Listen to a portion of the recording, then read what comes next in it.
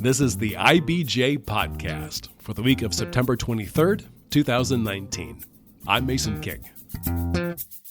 Welcome back to the podcast, everybody. We have something slightly different for you today. You could think about it as a slice of life in the Indianapolis tech community, although this particular life is pretty extraordinary. We spend a lot of time talking about tech employees in Indianapolis, why they're so important, and why we care so intensely about bringing more of them here. We talk about what we think they want from Indianapolis. But we always could spend more time talking to tech employees. Our guest today had no connection to Indianapolis before he arrived in Indiana in 2013 to study at Rose-Hulman Institute of Technology. He wasn't too far removed from his native country of China, which he left as a teenager to attend high school in the U.S. His name is Zhang, or that's the anglicized version. You'll hear him pronounce it in Chinese here in a moment. He's 26 and has distinguished himself in the tech community in a very short period of time. He graduated with 3 degrees from Rose-Hulman: computer science, software engineering, and mathematics, with a near-perfect GPA. He has been a part of TechPoint's Extern program and then its Tech Fellowship class of 2017. He is a data scientist and machine learning engineer for Indianapolis-based startup DemandJump. It's an up-and-coming firm in the Indianapolis tech community's strongest sector, digital marketing. This year, Luke was honored by TechPoint's Tech 25 program, which is kind of a best and brightest designation for folks outside the C-suite. He is widely considered a brilliant engineer and mathematician who has received job offers from some of the world's biggest tech firms, you know who they are, and has chosen to take a different path in Indianapolis. So we asked him this week for the story of how he ended up here and where he thinks the city is headed. Here's our conversation.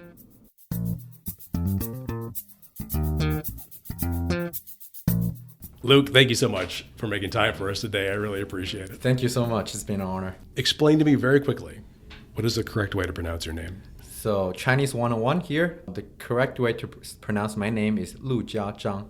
And Lujia means Luke. Yes. Is that correct? And that would harken back to the Bible. Is that right? Yep. My family has been Christian for 6 generations, and that's why my grandpa picked the name out of the Chinese Bible. So, well, now we call you data scientist and a machine learning engineer. If you can, explain to me very gently what that means. What is it that you were doing for DemandJump? Okay, as a data scientist, I analyze the data that's been provided from our customers.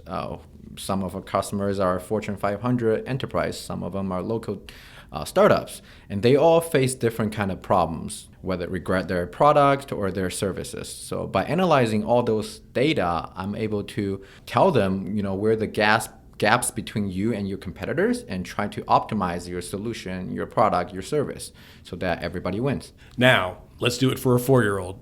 My son is almost 4. And he kind of knows what the internet is now. He knows that I get stuff off of the internet and we play games on the internet. Yeah. Explain to him, what is it that you do? Yeah, for 4 years old, I don't know what kind of game your son plays. Let's Nature Cat. Nature Cat. Let's say your son wants to watch a Nature Cat videos or wants to buy some product around Nature Cats. Mm-hmm. By analyzing your son's profile and linking with other data, we are able to help the NatureNet product company to target your kid and then sell them stuff, and your kids are able to get those things more easy, and then your kids are able to search and make the entire transition better. And why is Indianapolis a good place to be doing that? Yes, so in my belief, Indianapolis has the potential to be the giant in Middle West. When we think of tech, we think of Silicon Valley in the West Coast. We think of New York City in the East. But does any city in Middle West jump out of your mind? Jump out? Maybe I don't Chicago, think so. Yeah. Maybe Chicago, but Chicago is more banking and finance based. People talk about Austin, but Austin's so down in the South. With Exact Target getting acquired by Salesforce and Aegis and a few other companies in town kind of took off, Indianapolis really has a potential to be the hub of Middle West. We can count a lot of things great about Indianapolis: low cost of living, friendly people, connections. We'll return to that here in a few minutes. But I wanted to go back to the beginning. Tell me where you grew up. I was born and raised in a town called Wenzhou, China. I understand that Wen means mild and warm. Yep. Is that correct? Okay. Yep, that's so correct. The weather is nice. Yep. It's a lot like Florida. You know, we make a lot of jokes about Indianapolis, but not having mountains or beaches. Your home city has both. Yep. I definitely love my hometown. Everybody is super friendly. It's a small town with a really big population. What's the culture like growing up there? What was the experience like for you? Asian culture are really different than American cultures. As a kid, you're expected to do well at school, and that's it. You don't have to care about sports. You don't have to care about other activities. Versus here that you have to be really well around. You have to do sports. You have to do other extracurriculums. So back home, my parents always want me to be the number one, whether it's a class or a competition or the school. So there's a lot of stress. So as a young teenager, you decided you wanted to come to America. Yep. So where did that come from? Why did you get that idea? So my family, when I was little, my family took a family trip to Sydney, Australia. And our hotel was located right by the Sydney University. And I saw a bunch of international students who carry their backpack, super happy, go to the school, go to the university, learn the stuff they like to learn, and become good at those things. And that kind of just planted a seed in my brain that one day I want to study abroad somewhere. I want to learn the stuff I actually enjoy, and I want to be free. Yeah. So you would have, had you stayed in China, you feel like you would have been railroaded into a particular field, perhaps? Yeah. I think back home, because of all the pressure and the competition, it's definitely easier for me to follow my parents' pattern of, getting a good grades at school, work for the government, get a good pay, get married. So there isn't that much of freedom of doing the we call American dream. It's definitely hard to pursue what you love. So did you bring this up with your parents? How did that transaction go? Yeah, so luckily my family has always been really supportive. They visit all different places around the world and they've seen what's out there. Once I brought that up to my parents, and they definitely love the idea, and they think with my personality, with the skill that I show at school back home, I will be able to do well in here as well. And they want to put me in a test, see whether I will survive, in a different culture with people that I don't know, and speak a language that I was not fluent with. So we just we took a leap of faith and just did it. And I finished my high school in Orlando. Private high school in Orlando. Yeah. And you did really kind of incredibly well. You were a 3-time champion of the American Invitational Mathematics Exam, which is a competition of top high school math students from across the United States. Did you know when you came over that that's where your talent was, or did you discover that? Yeah. Funny jokes for you guys. As a true Asian, math kind of runs in my blood. So I've always been really good at math. And back home in China, I did really well with math. And once I came here, I did even better. And then did that just lead into programming as well? Yes. And credit to my high school programming teacher. He set me up really well for programming. He said, look, if you're that good at math, you should probably try programming and coding as well, because those things are really related. I ended up joining the programming team and took an AP computer science course, and actually went around participating in a lot of programming competitions and won a lot of them. Was there like a moment when you kind of realized a light bulb went off in your head, like, man, yeah, I'm really good at this. I should do this. Yeah, so I actually remember the first competition I ever participate as a really young, inexperienced newbie. My team won second place, and I went home with the Xbox. And that was the moment that I realized, oh man, I'm so good at this. Maybe I should keep going, because if you work hard for those competitions, you get rewards, right? You get Xbox, you get PS4, all those things that young boys love for free. With those rewards, you want to work harder. So it's a really good cycle that keeps you going. One thing you did have to work on a little bit was your English, I'm guessing. Did you study English in China? Yes, English is the primary second language for Chinese students. But when you come to America, you've got to deal with conversational English. Yeah. What was difficult about that? Yeah, it was a completely different story. Chinese students back home were more focused on writing and reading. Speaking wasn't the primary goal of learning English. But luckily, with my outgoing personality, I've been always good at speaking to people using different language, and I'm fearless, so I like to try. But the first funny story that I ever had was first day of high school. A bunch of American kids came up to me and say, "What's up?" I kid you not. I looked up on the sky and said, "No, that's a sky. I don't know. What do you mean?" And they said, "What's up means how are you?" You soon realize, oh, that's really different, and you pick it up really soon. So how did you end up then at Rose-Hulman? One of my really close high school friends ended up choosing Rose-Hulman, and he was a year older than me. And he told me Rose-Hulman is really similar, just like my high school, private, small class sizes, which I cared the most because I built a really good relationship with my high school teachers. And I would like to continue that with my college professors. And Rose-Hulman was the first school that I applied, and the first school I got the acceptance letter with a little bit of scholarships. And without even visiting Rose-Hulman, I just picked it. So at Rose-Hulman, you're part of the school's computer programming team, Yep. which I understand. So Yep. this theme of competition comes Yep. up again. Yep. You competed in national, international events. The world of computer science and mathematics has a lot of really smart people, but they're not always with the best people skills. But you are known as somebody who can bring people together and get them to work as a cohesive unit. Is that just a natural thing, or is that something that you've worked at? I think that's something that I'm good at. Also, I worked on it a lot on purposely, because what I realized is, especially in STEM and in the programming world, in the science world, a lot of really intelligent people are having a hard time to communicate with others because they're just so smart. One good example is one of my college really dear friend whose IQ just out of the world. Right at the moment that you are just not as smart as him. We tend to take the same classes, similar classes. We share classrooms. And when we first met, he would have criticized me of not knowing what this term is about. How can you not see the solution right away? As a normal human being who came out being the hot guy from your high school, from your hometown, your ego was definitely really hurt. And a lot of people shy away from those conversations saying, "I don't want to be friends with this guy. Why are you so rude?" But eventually I realized my dear friend, he actually doesn't understand why you don't get this solution. He's so lacking of people skills, makes him really hard to communicate what he wants to communicate.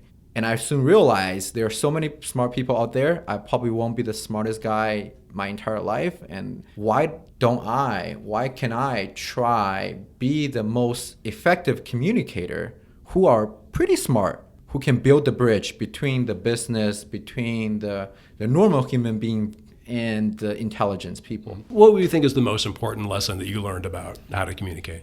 I think you really have to put yourself in their shoes and then be patient and don't jump into the conclusion right away. I think in human nature, we are all predators as human beings. We like to jump into conclusion to show that we are dominant. But a lot of times, if you take a step back and just take 5 seconds to think about what your plans are, what your reaction should be, you'll realize, oh, wait a minute, that's what this person is talking about.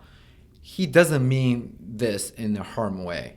And if you can kind of slow down, take a step back, which is really hard to do in this fast-paced society, if you master that skill, you'll realize you become really popular. People like to talk to you. They want to share their opinion with you because they are not afraid that you will criticize them, that they are more than happy to work with you. All right, let's take a quick break to hear from our sponsor. This is the IBJ Podcast. The IBJ Podcast is sponsored by Krieg DeVault, a trusted and dynamic law firm representing a wide variety of local, regional, and national clients. Committed to each other and to every client, Krieg DeVault prides itself on integrity, professionalism, respect, and excellence. Financial institutions, global manufacturers, national healthcare providers, and successful organizations of all sizes and market focus rely on Krieg DeVault to create innovative and successful business solutions. Connect today at www.kriegdevault.com.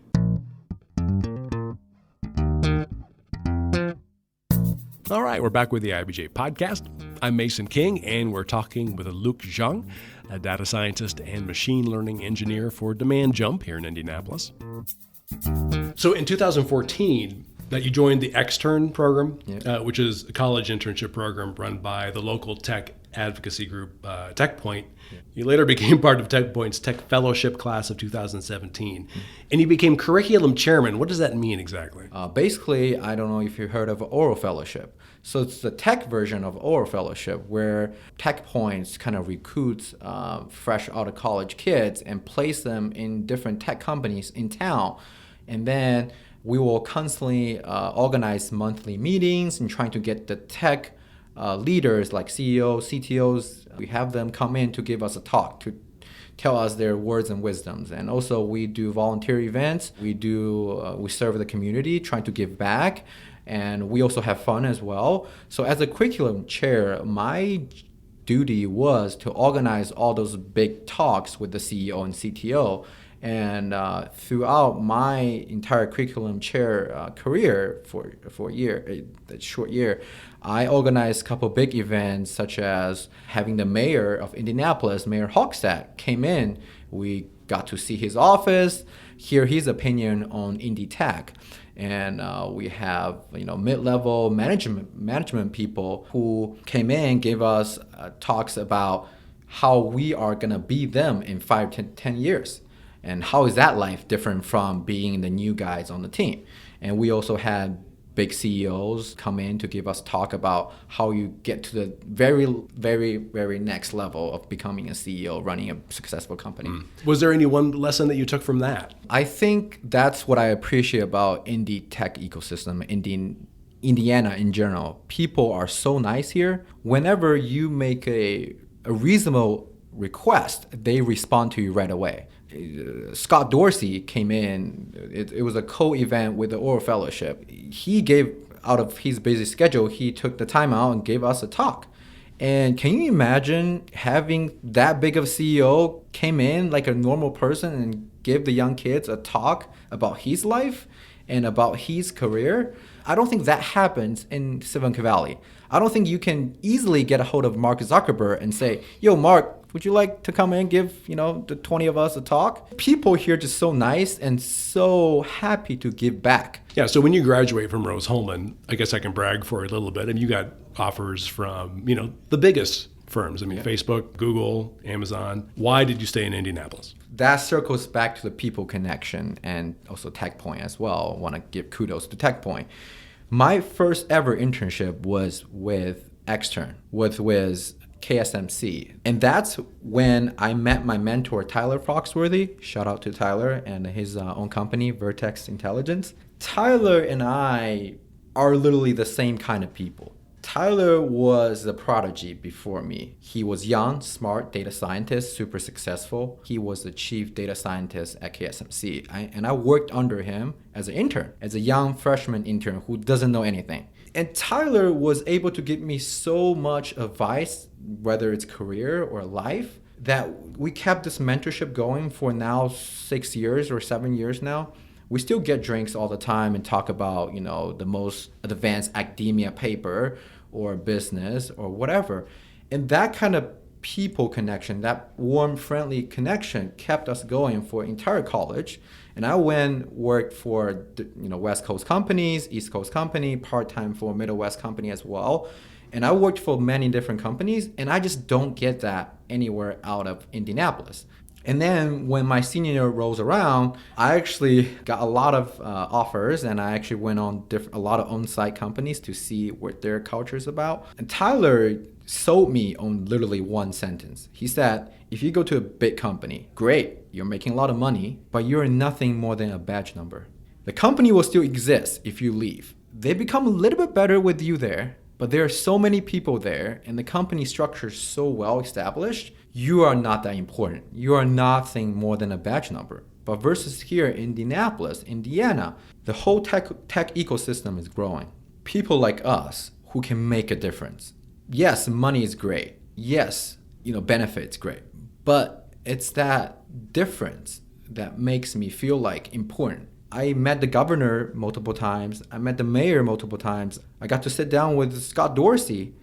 Those opportunities that I will never get if I went West Coast or East Coast. What could Indianapolis be doing better to grow the tech ecosystem? Being in the Middle West, we're normally too humble to sell ourselves. We have so many great things in here. Indiana produced the second largest engineers in the nation. We have the best IMS, sports, right? Pacers. We have so many great things that we don't sell it enough. We have the number one, the biggest children's museum on the earth. We have so many things that we can sell, but we don't take pride on selling them, telling the world outside, hey, we're here, we're doing fantastic. Sometimes I think being humble is great, but I think at some moment you gotta jump out of the box a little bit, be proud of yourself. Not saying you should be cocky, but be proud of ourselves and sell ourselves. What happened to a lot of your fellow graduates at Yeah. Rose-Hulman? Did a lot of them stay in Indiana, or did most of them go somewhere else? So majority of my friends end up working for West Coast company, big names like Facebook, Google, Expedia, Amazon, etc. And some of them went to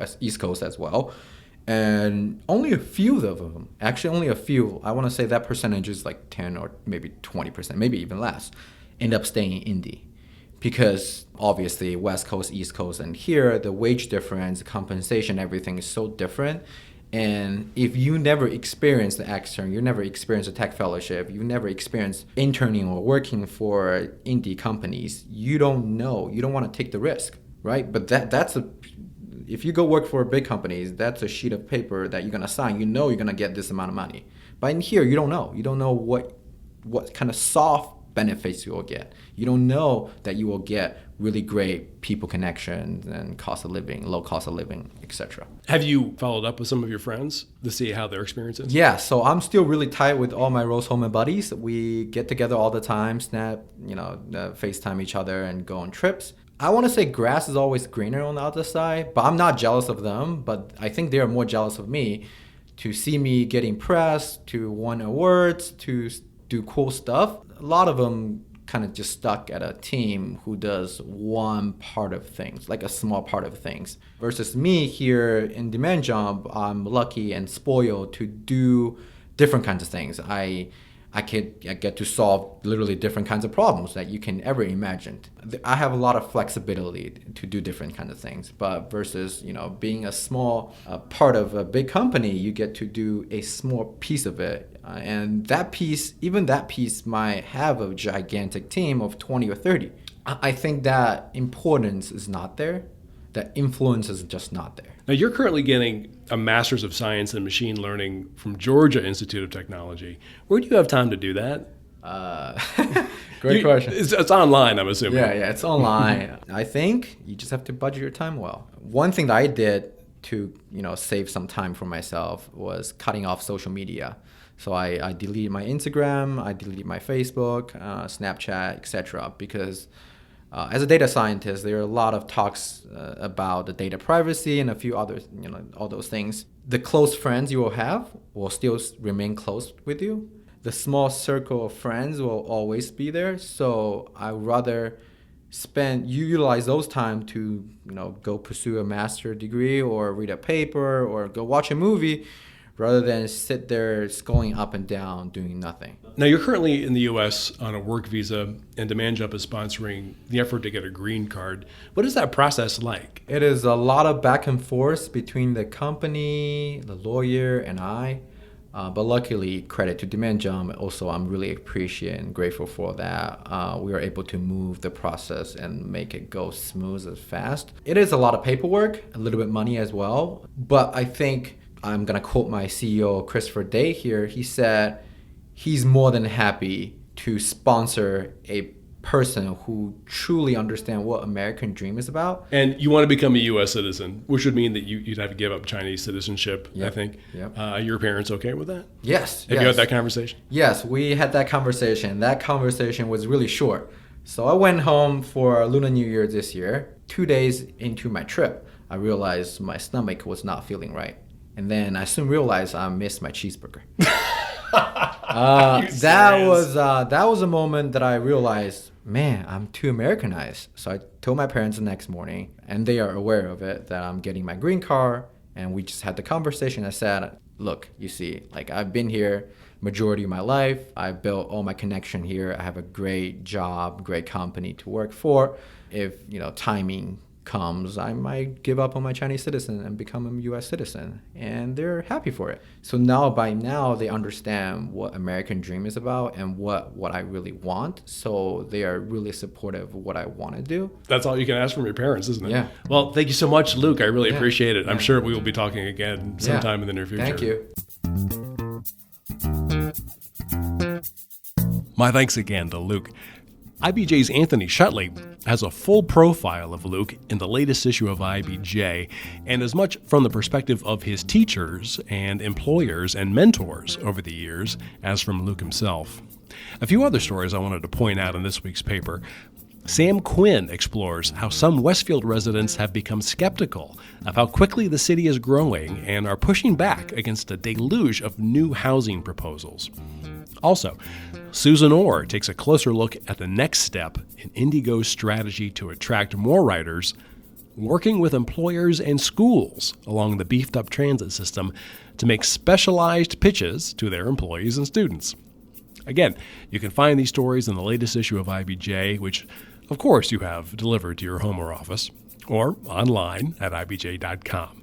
And remember, for full and unfettered access to all of IBJ's award-winning business content, just click the subscribe button. Thanks again for making time for the podcast this week, which is edited by Leslie Weidenbender. I'm Mason King, and we'll be back again next week.